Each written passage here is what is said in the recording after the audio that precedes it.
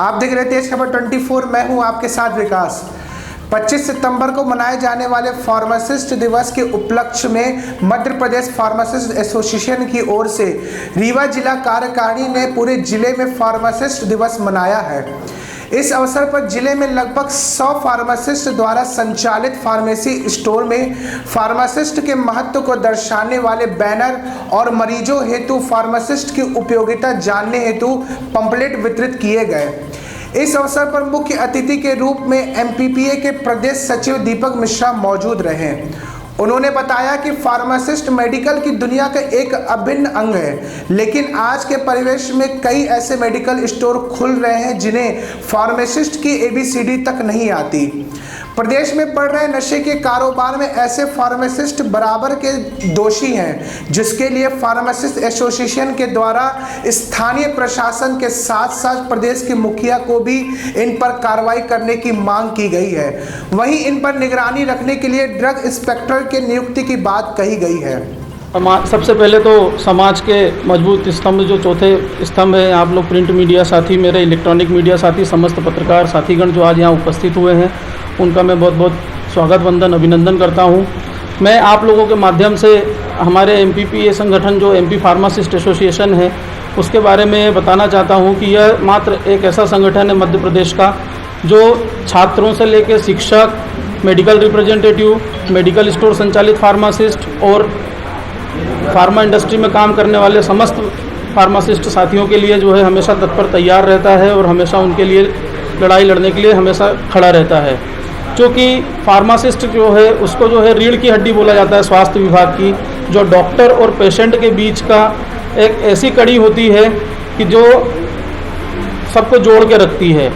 तो कहीं ना कहीं जो है सरकारें जो है हमारे फार्मासिस्ट साथियों के साथ में अन्याय कर रही है, जिसके लिए हम लगातार अपनी अपनी मांगें उठा रहे हैं। मेरा जो है आप सभी के माध्यम से एक विशेष अनुरोध है माननीय मुख्यमंत्री शिवराज सिंह चौहान जी से कि हरियाणा सरकार की तर्ज पर जो है सभी फार्मासिस्ट साथियों को फार्मेसी ऑफिसर के नाम से जाना जाए।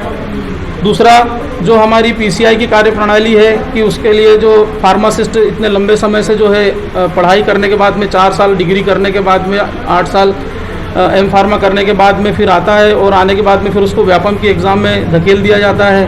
तो इससे मेरा आप लोगों से अनुरोध ये है कि हमारी बात आगे तक आप पहुंचा दें।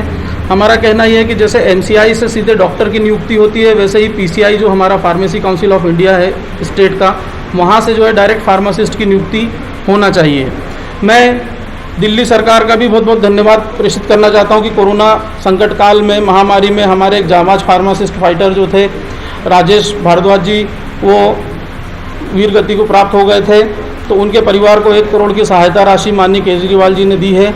तो मैं प्रदेश सरकार से, मध्य प्रदेश सरकार से ये विनम्र निवेदन करता हूं कि हमारे फार्मासिस्ट साथियों को कोरोना फाइटर्स का दर्जा दिया जाए और जो भी साथी इसमें हताहत हुए हैं उनके संज्ञान में मामले को लिया जाए।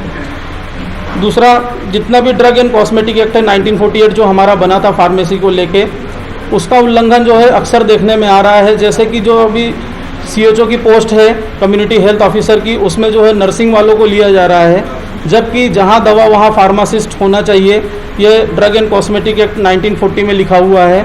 उस दिशा को संज्ञान में लेते हुए जो है फार्मासिस्टों के साथ में बहुत बड़ा अन्याय हो रहा है, जिसको चल के प्रदेश सरकार को हमने सूचित कराया है। माननीय वित्त मंत्री जगदीश जी देवड़ा जी को हमने ज्ञापन दिया था और उनसे निवेदन करी थी कि फार्मासिस्ट की नियुक्ति CHO की पोस्ट पे हो, जिसको संज्ञान में लेकर माननीय देवड़ा जी ने आश्वासन भी दिया है और बोला कि मुख्यमंत्री महोदय से मैं बात करके इस दिशा में काम करूंगा।